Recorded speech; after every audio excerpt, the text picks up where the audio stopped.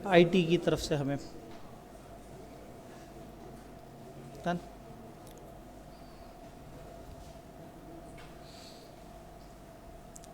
अस्सलाम वालेकुम, welcome again. वो क्या, I welcome you all in this, वो कौन सा डे ऑफ जो है ना, वो इतनी लंबी चौड़ी तकरीर होती है। उस टाइम में जो होता है बस तकरीर ख़त्म हो और जो है ना बस पढ़ाई शुरू हो। लेकिन आप कह रहे होते हैं तकरीर जितनी लंबी देर तक चले, सर आ गए तो सर ने जो है ना वो बोर करना शुरू कर देना है। बिजनेस लॉ बोर है, इंटरेस्टिंग है, बहुत मज़े का पेपर है। बस प्रॉब्लम ये है कि कुछ जगह हमें चीज़ें याद करनी पड़ती हैं और बहुत ज़्यादा नहीं है, सिलेक्टिव प्लेसेस हैं क्रैमिंग की। आप अपनी अंडरस्टैंडिंग से सारा पेपर बड़ा अच्छा अटैम्प्ट कर सकते हैं। डेफिनेशंस बीच बीच में आती हैं, थोड़ा सा मूड ख़राब कर देती हैं। मैंने आपको बताया कि उसका सोल्यूशन है कि एक दफ़ा सारी डेफिनेशन इकट्ठी लिख लें। जब इकट्ठी लिखेंगे तो उस वक्त आपको एहसास होगा कि ऐसा नहीं है कि बहुत ज़्यादा डेफिनेशंस हैं। आप देखिए काफ़ी सारे ऐसे चैप्टर्स हैं जो बगैर डेफिनेशन के भी गुजर जाते हैं, और कुछ जगह फिर सिर्फ डेफिनेशंस ही डेफिनेशंस हैं। तो डेफिनेशंस एक दफ़ा सारी इकट्ठी लिख के उनको इकट्ठे याद कर लें फिर किताब जब उठाएं अंडरस्टैंडिंग की नीयत से उठाएं। लें जी, चेक्स के ऊपर बात करते हैं। बिल ऑफ एक्सचेंज और चेक का हमने फ़र्क देखने की कोशिश की थी कि बिल ऑफ एक्सचेंज और चेक में। तो हमने ये कहा था कि बिल ऑफ एक्सचेंज की एक ख़ास किस्म है चेक। एक ख़ास बैंकर के ऊपर हमेशा ड्रॉ होता है चेक, और हमेशा ये ऑन डिमांड होता है। ये चीज़ें हम लोगों ने समझने की कोशिश की थी। अब थोड़ा सा आगे चलते हैं। मैं पिछली डिस्कशन से कंटिन्यू करूंगा। चैप्टर 14 पढ़ते हुए हमने चेक की भी एक दो स्लाइड्स देख ली थी। फ़र्क क्या है चेक और बिल ऑफ एक्सचेंज में? चेक हमेशा बैंकर पे ड्रॉ होगा और बिल ऑफ एक्सचेंज किसी पे भी ड्रॉ हो सकता है, यानी ड्रॉई कोई भी हो सकता है और वहाँ ड्रॉई हमेशा बैंक होगा। पेबल ऑन डिमांड, चेक हमेशा पेबल ऑन डिमांड होगा। Bill of exchange payable on demand या वो टाइम दोनों तरह से हो सकता है। Cheque payable to bearer on demand valid है, लेकिन वो वैलिड नहीं है। ओहो, दो एक्सेप्शंस याद करें। दो एक्सेप्शंस को हमने ब्रेक लगाई थी और हमने कहा था इसको पढ़ते हैं।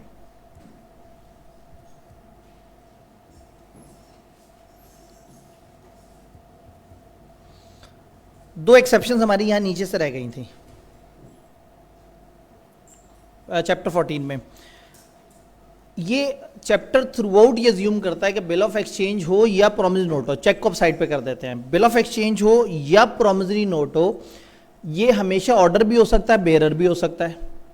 ये हमेशा टाइम भी हो सकता है और डिमांड भी हो सकता है। लेकिन स्टेट बैंक ऑफ पाकिस्तान ने कहा भाई खबरदार, दो काम आपने नहीं करने। नेगोशिएबल इंस्ट्रूमेंट के लॉ ने मना नहीं किया, लेकिन स्टेट बैंक ऑफ पाकिस्तान ने मना कर दिया। सेक्शन 35, याद है शुरू में लिखा था सेक्शन 35 और 24, उनको इग्नोर कर दें। उसके अलावा हम पढ़ रहे हैं 35 और 24 को हम अफेक्ट नहीं कर रहे, वो वैलिड है।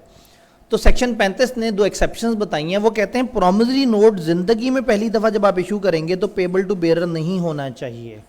इसमें यह चीज़ बताना बड़ा ज़रूरी है कि ये वेरी फर्स्ट टाइम का जिक्र हो रहा है, फर्स्ट टाइम ऑफ इशू का जिक्र हो रहा है। प्रोमिसरी नोट पहले ही दिन बेयरर नहीं होना चाहिए। पहले दिन ना हो मैं वादा करता हूं कि जिसके हाथ में कागज होगा उसको पैसे मिलेंगे, ऐसा नहीं। पहले दिन वादा किसी मुखातिब को करके करना है।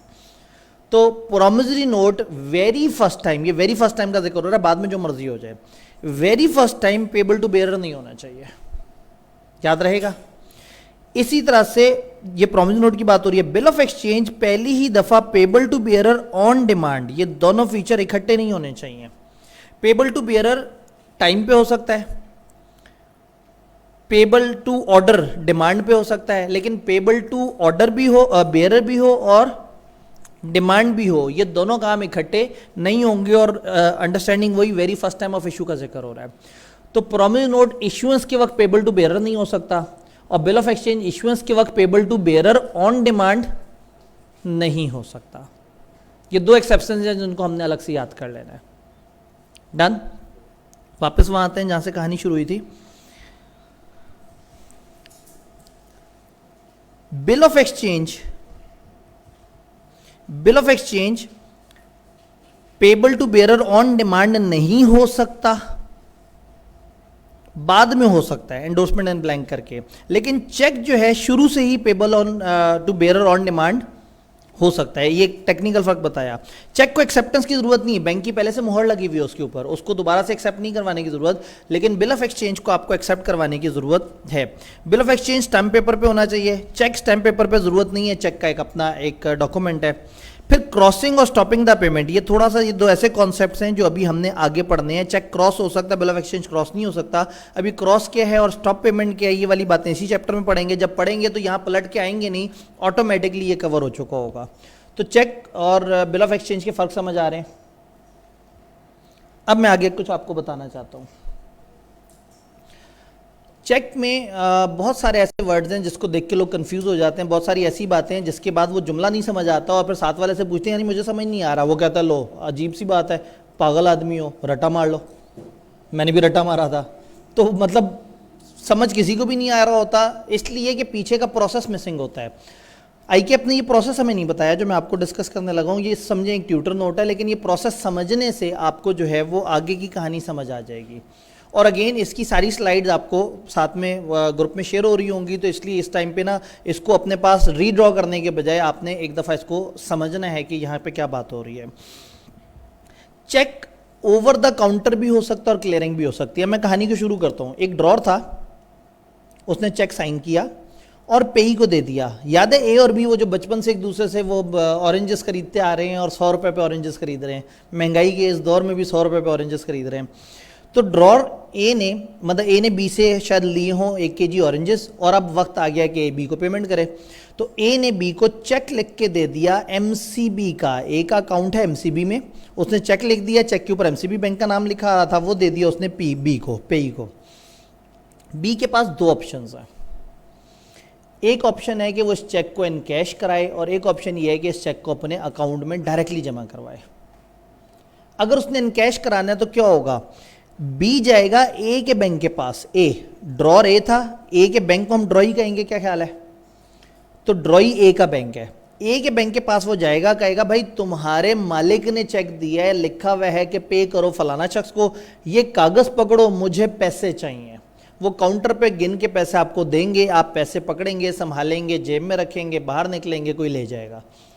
ठीक है, मैंने कहा कहानी पूरी एंड तक जो है ना वो सुना दूंगा। तो पॉइंट ये है कि आप अगर चाहते हैं कि ये चेक कैश करवाएं तो फिर आपको जाना पड़ेगा सिर्फ दुनिया में उसी बैंक के पास जिस बैंक ने ये चेक इशू किया है। एमसीबी की चेक बुक थी, एमसीबी की कोई भी ब्रांच में आप जाएं। पुराने ज़माने में ब्रांच भी सेम होनी चाहिए थी, लेकिन अब ज़रा चीज़ें थोड़ी बेहतर हो गई हैं। तो आप एमसीबी के पास जाएंगे, एमसीबी कोई कागज़ दिखाएंगे, वो कागज़ पकड़ लेंगे और आपको उसके अगेंस्ट पैसे दे देंगे। इस हरकत को कहते हैं एनकैशमेंट, या कानूनी ज़बान में कहते हैं ओवर द काउंटर।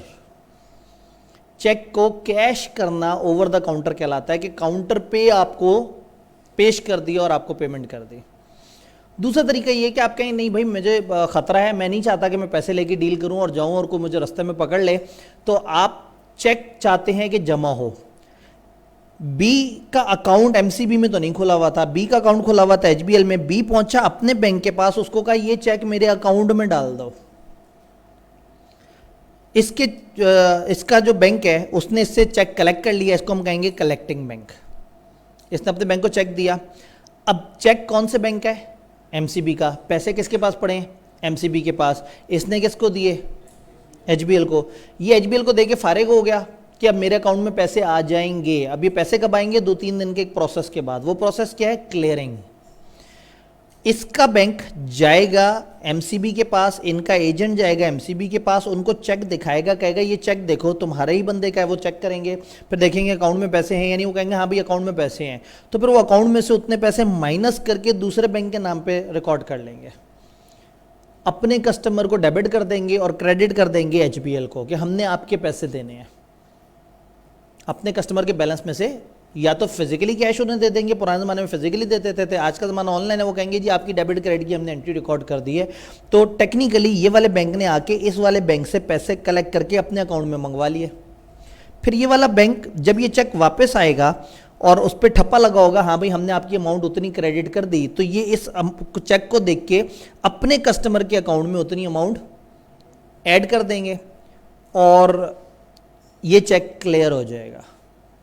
यानी कि बी ने जो चेक जमा कराया था वो 2-3 दिन के एक प्रोसेस से, कई दफ़ा 1 दिन का भी होता है, डिपेंड करता है, सेम डे क्लियरिंग है, सेम शहर है, काफ़ी सारे इसमें इफ्स एंड बट्स हैं। तो इसके कलेक्टिंग बैंक ने दूसरी जगह से पैसे कलेक्ट करके इसके अकाउंट में डाल दिए हैं और अब जो है वो इस अकाउंट के अंदर से वो ट्रांजैक्शन कर सकता है। तो चेक के दो तरीके हो सकते हैं, आप इसको ओवर द काउंटर पे ले जा सकते हैं, आप इसको डिपॉजिट करवा के क्लियरिंग के प्रोसेस में डाल सकते हैं, ये क्लियरिंग का प्रोसेस है। इसका मतलब है कि ओवर द काउंटर में बैंकर यानी ड्रॉई पैसे देता है इंसान को और क्लियरिंग में वो पैसे देता है किसी और बैंक को, याद रहेगा, क्लियरिंग में वो किसी और बैंक को देता है। अब 4 पार्टीज हैं यहाँ पे, अभी तक ये 3 थी, जो ट्रायंगल बना हुआ है ये 3 पार्टीज थी। एक ड्रॉर होता था जो चेक बनाता था, एक ड्रॉई होता था जिस अकाउंट का चेक होता था, और एक पेई होता था। अब कहानी में चौथा किरदार भी आ गया, कलेक्टिंग बैंक। अब हम देखेंगे कि ड्रॉई की क्या जिम्मेदारी है, फिर हम देखेंगे कलेक्टिंग बैंक की क्या जिम्मेदारी है, फिर देखेंगे जो ओवर द काउंटर वाला फीचर है क्या इसके साथ हम कभी कुछ कर सकते हैं। क्या ये बातें समझ आ रही हैं? देखते हैं जी। क्रॉसिंग आईकैप को बहुत पसंद है। इस चैप्टर में आईकैप जो है वो रैंडमली चैप्टर को खोलता है, सामने उसके क्रॉसिंग का टॉपिक आ जाता है। 3 सफ़े हैं, वो चैप्टर को दरमियान से खोलता है तो क्रॉसिंग का सफ़ा आ जाता है, तो वो उसको देख के वहाँ से सवाल बना लेते हैं। अब आप कहेंगे जी सफ़े तो 4 हैं, तो वो डायग्राम और उसके साथ जो है हो सकता है 4 पे चले जाएं। तो क्रॉसिंग एक बड़ा मज़े का फिनोमेना है। क्रॉसिंग का मतलब क्या होता है कि आप एक चेक के ऊपर ना इस तरह से डबल लाइंस लगा देते हैं, या आप लिख देते हैं एंड कंपनी, या इस तरह से करके। उससे क्या होता है, चेक के लेफ्ट टॉप कॉर्नर पे जब डबल लाइन लग जाती है तो इसका मतलब है ये चेक क्रॉस हो गया। इस क्रॉसिंग का मतलब है कि ये सिर्फ और सिर्फ जमा हो सकता है कलेक्टिंग बैंक में, एनकैश नहीं हो सकता। चेक से आप उसका फीचर छीन लेते हैं। चेक में 2 फीचर थे, आप ओवर द काउंटर जा सकते थे, आप क्लियरिंग में जा सकते थे, या कलेक्टिंग बैंक को दे देते थे, या आप ओवर द काउंटर पे चले जाते थे।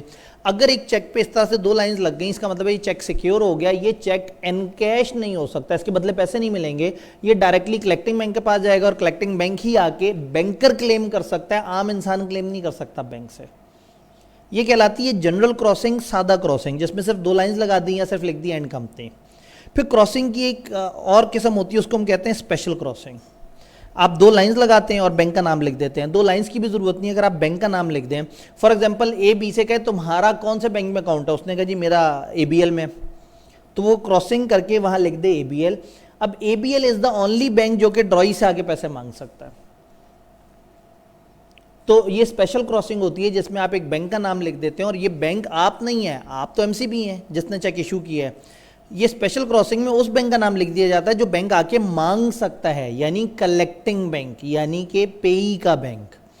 तो स्पेशल क्रॉसिंग का मतलब है कि आप जो है वो एक बैंक का नाम लिख देते हैं और वो फिर बैंक आके उसको क्लेम कर सकता है, उस बैंक के अलावा कोई नहीं कर सकता। एक और तरीका है कि वही बैंक साइन करके किसी और बैंक का नाम लिख दे, फिर वो दूसरा बैंक भी आ सकता है, लेकिन वो बैंक या उसके ऑथराइज एजेंट के अलावा कोई हमसे आके ये चेक कलेक्ट नहीं कर सकता। तीसरी क्रॉसिंग अकाउंट पेई ओनली क्रॉसिंग। आप डबल लाइन लगा देते हैं और उस पर लिख देते हैं अकाउंट पेई ओनली, या डबल लाइन ना भी लगाएं, आप अकाउंट पेई ओनली क्रॉसिंग कर लें। इसको हम कहते हैं रिस्ट्रिक्टिव क्रॉसिंग। ये रिस्ट्रिक्टिव क्रॉसिंग क्या होती है? रिस्ट्रिक्टिव क्रॉसिंग का मतलब है कि आपने अकाउंट पेई, आपने जो सामने लिखा हुआ किरदार है इसको मुख्तस कर दिया, पे सैयद आतिफ हसन आब्दी, और मैंने कहा जब मुझे पेमेंट हो रही है तो अमाउंट बड़ी सी लिख दूं, तो मैंने 30 मिलियन की अमाउंट यहाँ पे लिख दी। मैं कहा जब फ़र्ज़ ही कर रहे हैं तो बंदा अच्छा फ़र्ज़ करे, ठीक है। एम यहाँ 100 रुपये लिखता तो मतलब फ़र्ज़ भी तो ज़रा बड़ा होना चाहिए ना। अकाउंट पे ही ओनली, तो पे सैयद आतिफ हसन आब्दी। आप कहेंगे इतना लंबा नाम क्यों लिखा, आतिफ आब्दी लिख देते। भाई ये है अकाउंट पे ही ओनली क्रॉसिंग।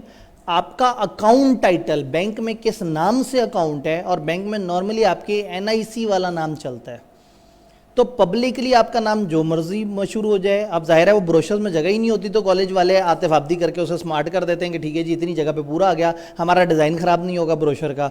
लेकिन अगर मुझे कोई आतिफ आब्दी के नाम से चेक दे दे, मैं कैश करा दूंगा, हो जाएगा। लेकिन अगर उस पर वो डबल लाइन लगा दे और लिख दे अकाउंट पे ही ओनली, तो ये चेक सिर्फ वही इंसान कैश करा सकता है जिसका पूरा नाम आतिफ आब्दी हो, जो कि मैं नहीं हूँ। मेरा पूरा नाम सैयद आतिफ हसन आब्दी। तो ये पूरा नाम बताने का मकसद ये है कि अकाउंट पे ही ओनली क्रॉसिंग में एग्जैक्टली जिस बंदे का पूरा नाम मैच करता होगा यहाँ से लिखे हुए, सिर्फ और सिर्फ उसके अकाउंट में डालेगा। देखिए क्रॉसिंग किसी भी किस्म की हो, एनकैशमेंट का फीचर छिन गया, ये जाएगा तो सिर्फ बैंक में जाएगा। लेकिन किसके बैंक में जाएगा? ये वाले भाई साहब जिनका यहाँ पे नाम लिखा हुआ है, अगर ये अकाउंट पे ही ओनली क्रॉसिंग है। जनरल क्रॉसिंग में सादा क्रॉसिंग हो गई थी, स्पेशल में एक बैंक बता दिया था, और यहाँ हमने इंसान बता दिया। इन क्रॉसिंग्स को मिक्स भी कर सकते हैं हम, थोड़ा सा आगे देखेंगे वो क्या है। फिर एक आखिरी क्रॉसिंग होती है not negotiable crossing. Not negotiable crossing, cheque, bill of exchange, promissory note, कौन सा इंस्ट्रूमेंट है? Negotiable instrument. नेगोशिएबल इंस्ट्रूमेंट में क्या होती है? नेगोशिएशन। नेगोशिएशन किसे कहते हैं? When a promissory note, bill of exchange या check is transferred free from defect to any person so as to constitute that person the holder of it। जब promissory note, bill of exchange या check एक बंदे से दूसरे बंदे को free from defect मिलता है और वो बंदा होल्डर बन जाता है, तो instrument is said to be, chapter 14 में पढ़ा था। तो नेगोशिएशन एक बुनियादी फीचर होता है नेगोशिएबल इंस्ट्रूमेंट का, यानी कि हर नेगोशिएबल इंस्ट्रूमेंट की ये शान है कि वो अगर किसी मासूम बंदे के हाथ से गुजरा तो खुद ब खुद साफ हो जाएगा। पीछे किसी ने चोरी किया, किसी ने बेईमानी की, किसी ने डाका डाला, चलते चलते चलते आप तक आए, आप मासूम आदमी, आपको पीछे का नहीं पता, आपने पकड़ा और आगे फॉरवर्ड कर दिया, आप मासूम है, आप पे कोई लीगल केस नहीं है, नेगोशिएशन हुई है। नेगोशिएशन कहते हैं इंस्ट्रूमेंट नेक नियति से साफ सुथरा आगे फॉरवर्ड होता है। अगर एक बंदा यहाँ डबल लाइन लगा के कह दे नॉट नेगोशिएबल, तो आपने उसका नेगोशिएशन का फीचर छीन लिया। वो ब्राइट जो हर रॉन्ग को राइट कर देता है, ब्राइट है क्या है वो जो वो टिक वो जो ऐड वो आता है, ठीक है। तो नेगोशिएशन इज जो हर रॉन्ग को राइट कर दे, तो नॉट नेगोशिएशन जो रॉन्ग को राइट ना कर सके। अब ये बात लोगों को थोड़ी मुश्किल लगती है, तो इसमें ऑल्दो क्लासों में सियासी बात नहीं होनी चाहिए, लेकिन उससे ना मज़े से वो बात याद रह जाती है। तो मैं कहता हूँ कि नेगोशिएशन जो है ना वो पीटीआई को कहते हैं। इंतहाई ख़राब तरीन सियासतदान भी उनके पास पहुँच जाएगा तो साफ़ हो जाएगा। कोई डाकू पहुँच जाए वो मोमिन बन जाएगा, कोई शुगर माफिया पहुँच जाए वो इंतहाई नेक मुत्तकी परहेज़गार आदमी बन जाएगा, कोई भी गलत आदमी वहाँ जाएगा तो वो फ़िल्टर बड़ा कमाल है कि वो नेक हो जाता है। क्यों? नीयत साफ़ है, होल्ड इन ड्यू कोर्स, मासूम आदमी, चलाने वाला मासूम ईमानदार है, तो ख़राब आदमी भी ऑटोमेटिकली साफ़ हो जाता है। तो नेगोशिएशन का मतलब होता है जो ख़राब को साफ़ कर दे। तो अगर हम नेगोशिएशन के साथ लिख दें non negotiation, non negotiation, not negotiable,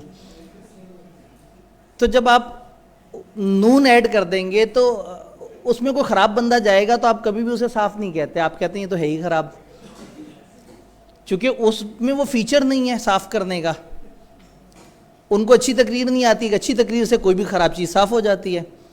तो हुआ ये कि जब एक बंदा पीटीआई में गया वो खुद ब खुद साफ़ हो गया। थोड़ी सियासी बात है, हो सकता है थोड़ा आपको बुरा लगे, लेकिन मकसद इस वक्त कोई सियासी उस पर बात करना नहीं है, एक शोगल में, ताकि ये एक मुश्किल कॉन्सेप्ट आपके जहन में रह जाए। तो नेगोशिएशन में अगर आप बीच में देखें तो इसमें वो टीआई आता है, एन सेंटर में ना टीआई आता है, तो पीटीआई तकरीबन ना। तो नेगोशिएशन इस पीटीआई, नेगोशिएशन का मतलब है किसी भी ख़राब सियासतदान को साफ़ करने की कल्पना, कैपेबिलिटी। और नून नहीं कर सकेगा, तो अगर कोई इंस्ट्रूमेंट पे लिख दे नून नेगोशिएबल, तो वो इंस्ट्रूमेंट से वो सलाहियत छिन जाएगी जो नेगोशिएशन वाली होती थी, जो ख़राब को साफ़ कर देता था। अब ये इंस्ट्रूमेंट ख़राब होगा तो ख़राब रहेगा, आप जितनी मर्ज़ी तकरीर कर लें, आपके पास ख़राब आदमी हमेशा ख़राब रहेगा, उनके पास ख़राब आदमी हमेशा जाके साफ़ हो जाया करेगा। अब याद रहेगा। तो पेपर में नॉट नेगोशिएबल याद ना आ रहा हो तो आपने नेगोशिएबल सोचना पीटीआई, और नॉट नेगोशिएबल पीटीआई नहीं। जब पीटीआई नहीं तो ख़राब साफ़ नहीं होगा, और अगर पीटीआई है तो हर ख़राब साफ़ हो जाएगा। तो मेरे ख्याल में ये जो है ना, ए ने बी को इंस्ट्रूमेंट दिया, बी ने सी को दिया, सी से डी ने चोरी कर लिया, डी ने ई को फॉरवर्ड कर दिया, ई ने एफ को दे दिया। एफ एक मासूम आदमी है, अगर उसे नहीं पता कि चोरी हुई है, अगर उसे नहीं पता कि चोरी हुई है तो मासूम आदमी है, और जिसको पता है चोरी हुई है वो मासूम आदमी नहीं है। तो नॉर्मल अजम्पशन है कि मासूम आदमी के हाथ में इंस्ट्रूमेंट खुद ब खुद साफ हो जाता है। डन। बट अगर आपने चेक पे नॉट नेगोशिएबल लिख दिया तो अब मासूम आदमी भी, शरीफ आदमी भी उसको साफ नहीं कर सकेगा, वो ख़राब ही रहेगा। अब ये इत्तफाकन शरीफ मैच कर गया है, ठीक है, मैं मासूम के साथ जो है ना, तो शरीफ आदमी उसको साफ़ नहीं कर सकेगा, लेकिन नेगोशिएशन उसे साफ़ कर सकती है। तो आपने नेगोशिएशन का फीचर छीन लिया, अब पेपर में इंशाल्लाह आपको ये नहीं भूलने वाला कि नॉट निगोशिएबल क्या है, ये बड़ा मुश्किल कॉन्सेप्ट है इस चैप्टर का, ये आपको समझ आ गया है। अब ये सारी बातें हवा में डायग्राम में तो देख ली, अंग्रेजी में कौन पढ़ेगा हम। A cheque is set to be cross when it bears across it two parallel transverse lines. अब जल्दी जल्दी से पढ़ते हैं, चीज थीम हमें समझ आ गया है। चेक को तब माना जाएगा कि क्रॉस हो गया है जब इसके फेस पे दो पैरेलल ट्रांसवर्स लाइंस आए जो कि normally left hand top corner पे लगाई जाती हैं। इसका मकसद ये है कि आप ड्रॉई को ये कह देते हैं कि ये अमाउंट आपने सिर्फ बैंकर को देनी है, किसी इंसान को नहीं देनी, ओवर द काउंटर नहीं करना, सिर्फ क्लियरिंग करनी है। कैसे क्रॉस करते हैं? जनरल क्रॉसिंग में आपने एंड कंपनी लिख दिया, इवन दो पैरेलल लाइंस भी इतनी ज़्यादा ज़रूरी नहीं, आप उसके बीच में लिख दें, उससे हटके लिख दें, चल जाएगा काम। इससे इफेक्ट क्या होगा? ड्रॉई इसको बैंक के अलावा किसी और को नहीं देगा। जनरल क्रॉसिंग में सिर्फ पहला फीचर ऐड हुआ है, सिर्फ बैंक को दिया जाएगा। स्पेशल क्रॉसिंग में क्या होगा? जब उसमें नेम ऑफ बैंकर लिखा हुआ आ जाए तो फिर क्या होगा? ड्रॉई उसको उस बैंक के अलावा किसी और को नहीं देगा जिसके नाम पे वो स्पेशल क्रॉस हुआ है। रिस्ट्रिक्टिव क्रॉसिंग, आप अकाउंट पेई या अकाउंट पेई ओनली लिख देते हैं। ये amount collected on the cheque must be credited only to the account of payee, ये अमाउंट सिर्फ पेई के अकाउंट में जाएगी। नॉट नेगोशिएबल क्रॉसिंग, साथ साथ लिखा हुआ है कि आप कौन कौन सी क्रॉसिंग के साथ ऐड कर सकते हैं। नॉट नेगोशिएबल में आप लिख देते हैं not negotiable, a holder with a defective title can not give a good title to subsequent holder. आपके पास खराब टाइटल है, आप अगले बंदे को साफ टाइटल नहीं दे सकते क्योंकि नॉट नेगोशिएबल लिखा हुआ है। इसका मतलब है अगर एक चेक पे नॉट नेगोशिएबल लिखा होगा तो हर बंदा चेक रिसीव करते हुए डरेगा, पहले चेक करेगा पीछे तक कि वो चेक सही आ रहा है उस तक, और नहीं अगर सही आ रहा तो वो उसको रिसीव नहीं करेगा, क्योंकि चाहे वो होल्डर इन ड्यू कोर्स अगर उस पर नॉट नेगोशिएबल लिखा है तो खराब हमेशा खराब रहेगा। खराब को साफ करने का फीचर उसमें से छीन लिया गया है। It does not restrict the further transferability, हम ये नहीं कह रहे कि वो चेक फर्दर ट्रांसफर नहीं होगा। It only takes away main feature of negotiability, जो नेगोशिएशन का मेन फीचर है ना वो छिन जाएगा, बाकी कोई मसला नहीं। डन। क्या क्रॉसिंग जो है वो बाद में हो सकती है? यस। मुझे चेक मिला सादा था, चेक अनक्रॉस था, मैं उससे जनरल या स्पेशल क्रॉसिंग कर सकता हूं। एक बंदे को इंस्ट्रूमेंट मिला वो ऑलरेडी जनरल क्रॉस हुआ था, वो चाहे तो उसको स्पेशल क्रॉस कर दे बैंक का नाम लिख के। आपको जनरल या स्पेशल क्रॉसिंग वाला चेक मिला, आप नॉट नेगोशिएबल लिख सकते हैं।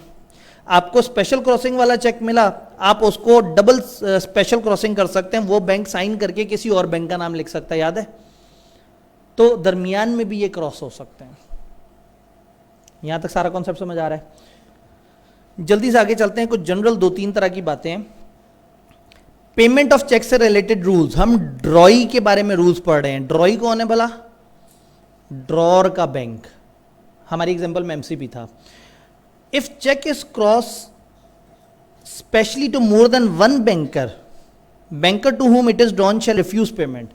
अगर चेक एक से ज्यादा बैंकर के नाम पे क्रॉस हुआ है, अगर दो स्पेशल क्रॉसिंग आ रही हैं तो आप उसको पेमेंट नहीं करेंगे अनलेस कि एक बैंक के नाम क्रॉस हुआ था और उसी ने ही अपने एजेंट या किसी और बैंक के नाम से दोबारा क्रॉस कर दिया।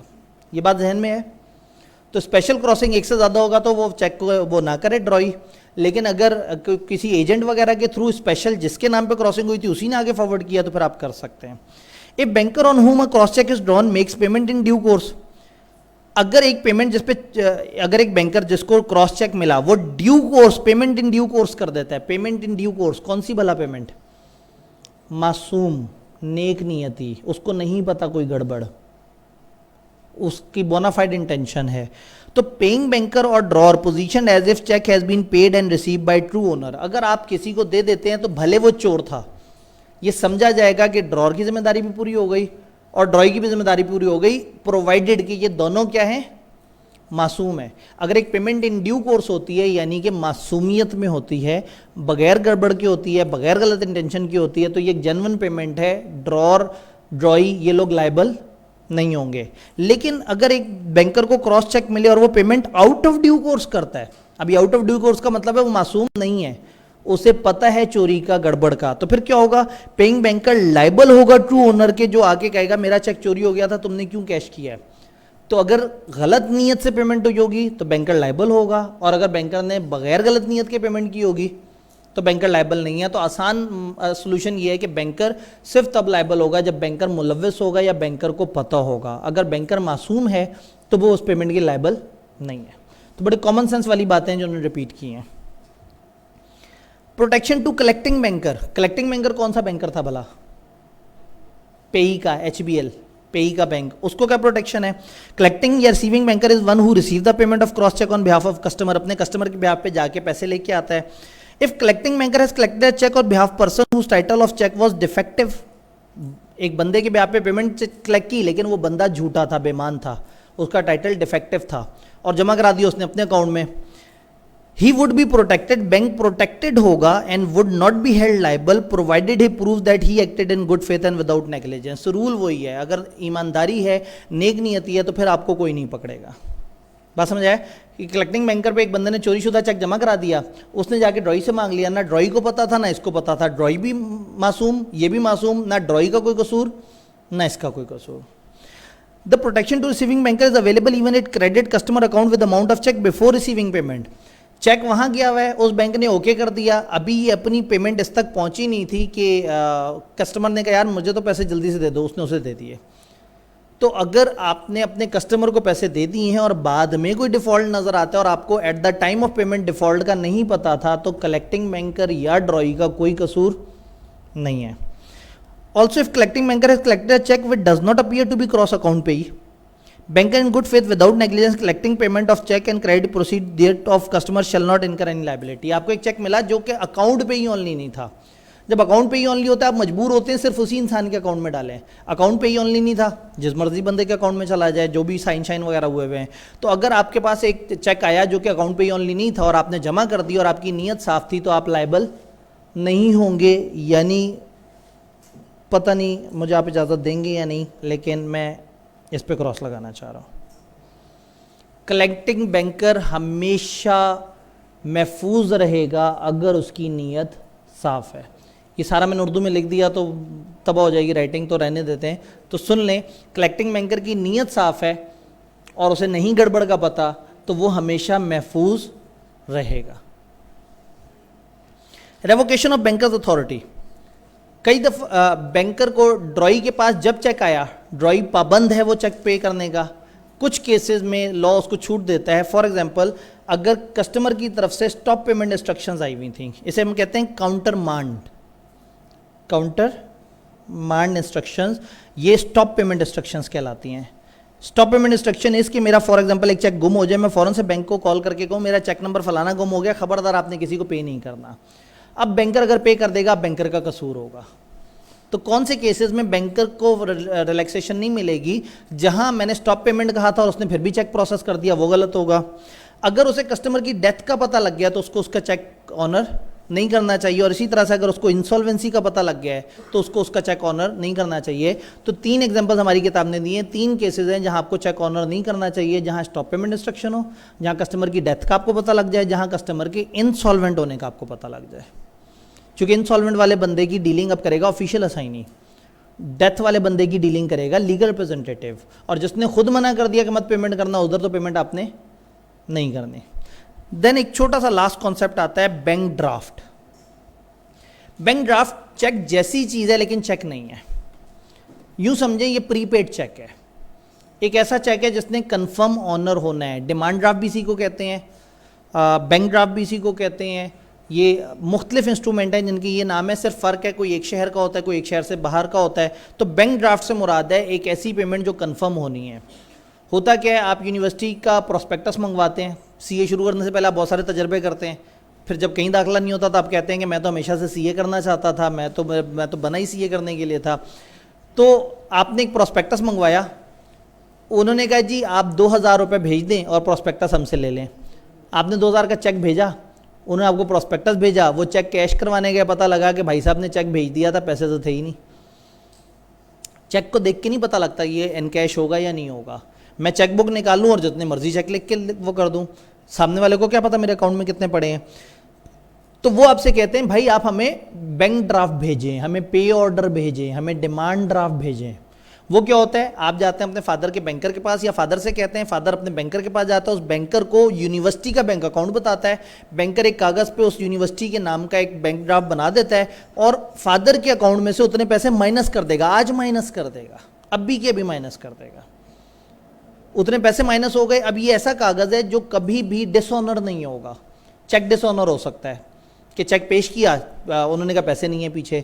बैंक ड्राफ्ट में पीछे पैसे हमेशा होंगे, क्योंकि ये आपने इंसान ने नहीं बनाया, ये बैंकर ने आपका बैलेंस देख के बनाया और अपना बैलेंस साइड पे कर लिया। अब आप खुद भी उस पैसे को इस्तेमाल नहीं कर सकते जब तक आप इस कागज को कैंसिल कराने ना पहुंच जाए। बात समझ आ रही है? तो बैंक ड्राफ्ट एक प्रीपेड चेक है जिसने हमेशा इन कैश होना ही होना है। इसके रूल्स क्या हैं पेमेंट के? Rules for payment of cheque are also applicable to bank draft. Bank draft और चेक के रूल्स सेम हैं। बैंक ड्राफ्ट एक ऑर्डर है जो एक बैंक दूसरे बैंक को या अपनी ही किसी ब्रांच को देता है कि भाई इतने पैसे इस बंदे के अकाउंट में डालने हैं। बैंक ड्राफ्ट सिमिलर है चेक से, लेकिन कुछ फर्क है। ये सिर्फ बैंक बना सकता है, इंसान नहीं बनाएगा। नंबर 2, ये पेबल टू बेरर नहीं होगा, इसमें कोई अकाउंट होगा कि जी फलाना अकाउंट के नाम पे ये बन रहा है। नंबर 3, इसकी पेमेंट इतने आराम से स्टॉप नहीं हो सकती जैसे कि चेक की पेमेंट स्टॉप हो सकती है, क्योंकि ये आप बनाते वक्त अच्छी तरह से वो कर देते हैं कि हाँ भाई ये फलाना बंदे के नाम पे बना दो। बातें समझ आई? छोटा सा बट थोड़ा टेक्निकल सा चैप्टर है, अगर समझ आ जाए तो फिर उसके बाद चीज़ें काफ़ी आसान है। जल्दी से इसके सवालों की तरफ जाते हैं। लें जी, who can cross the cheque after its issue? Cheque issue होने के बाद कोई उसे क्रॉस कर सकता है? हाँ जी, जो भी होल्डर है वो उसे क्रॉस कर सकता है, और कोई भी होल्डर उसे क्रॉस कर सकता है। और आपने एक टेबल देखा है कि जिसको मिले वो बाद वाला बंदा भी उसको क्रॉस कर सकता है। सिंपल को जनरल बना सकता है, जनरल को स्पेशल बना सकता है, जनरल स्पेशल को वो बना सकता है, रिस्ट्रिक्टिव बना सकता है, अकाउंट पे ही बना सकता है। तो आपने कई ऑप्शंस उसमें पढ़े हुए हैं। Explain the term cheque as defined in negotiable instrument and list down the essential elements of valid cheque. Cheque बताएं और चेक के एलिमेंट्स बताएं, रट्टे वाला सवाल। State the condition when a cheque cross generally is considered to be paid by a banker in due course और out of due course. अगर due course में पे हो या आउट ऑफ ड्यू कोर्स हो तो फिर क्या होता है? बात समझ आए? Describe the rights of banker when payment of cheque cross generally is made in due course and consequence of payment out of due course. In due course का क्या मतलब है? नेक नियति। आउट ऑफ ड्यू कोर्स का मतलब क्या है? नेक intention नहीं है, उसको पता है गड़बड़ का। तो ड्यू कोर्स में पेमेंट करेगा बच जाएगा, और out of due course payment करेगा लायबल हो जाएगा। What do you understand by term cheque? और चेक कब जनरल क्रॉस माना जाता है? तो चेक बताएंगे और जनरल क्रॉसिंग क्या होती है वो बताएंगे।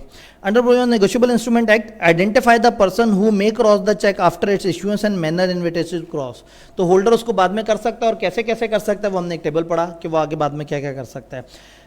Describe the purpose of crossing a cheque, also state whether a cheque can be cross specially more than once. Crossing किसे कहते हैं और क्या चेक एक से ज़्यादा दफ़ा क्रॉस हो सकता है? बनाने वाला नहीं कर सकता, लेकिन जिसके नाम पे क्रॉस हुआ हुआ स्पेशल वो आगे किसी और के नाम पे कर सकता है। आप देखिए आईकेप को क्रॉसिंग कितनी पसंद है। नेगोशिएबल इंस्ट्रूमेंट के तहत बताएं कि नॉट नेगोशिएबल लिख देने से चेक के साथ क्या होता है। अब तो आपको याद रहेगा। What would be the effect of word not negotiable on cheque cross generally? वाह, एक दफ़ा उन्होंने सवाल पूछा एक स्पेशल क्रॉसिंग में नॉट नेगोशिएबल लिखने से क्या होगा, अगली दफ़ा उन्होंने सवाल बदल दिया। उन्होंने कहा जनरल क्रॉसिंग वाले पे नॉट नेगोशिएबल लिखने से क्या होगा? सेम ही होगा। Explain different type of crossing of cheque along with their respective effect. अलग अलग तरह की क्रॉसिंग बताएं और उनके इफेक्ट बताएं। फाइनली एक सवाल थोड़ा सा बड़ा, इसको देख के लगता है कि ये बड़ा लॉजिकल सा सवाल होगा, पढ़ते हैं। Amit drew a check in favor of Ghalib Mahmood on Zenon Bank Limited XBL। Aamir ने गालिब महमूद के नाम पे एक चेक बनाया और वो चेक XBL का था। XBL ड्रॉई है। He crossed the check specially to be paid into Rhenium Bank Limited RNBL। उसने इसके नाम पे उसको कर दिया स्पेशल क्रॉस। अब सोच के बताएं कि कौन पेमेंट ले सकता है? RNBL। Cheque was stolen from Ghalib wallet. Ghalib के वॉलेट से चोरी हो गई और चोरी सामने आने से पहले cheque was deposited in favour of another person having the same account title Ghalib Mahmood. एक और बंदा जिसका नाम गालिब महमूद था उसके अकाउंट में चला गया रोडियम बैंक लिमिटेड RDBL। बड़े चालाक हैं, मिलते जुलते नाम लिखे हैं कि आप जो है ना वो जल्दी में पढ़ते हुए समझ जाएं कि सेम बैंक है। ऊपर वाला बैंक था RNBL और नीचे वाला है RDBL। स्पेशल क्रॉसिंग कौन से बैंक पे हुई थी? तो क्या RDBL को पेमेंट मिलनी चाहिए थी? नहीं मिलनी चाहिए थी। बताएं XBL कौन है? ये वाले भाई साहब, Roy, would be liable to true owner.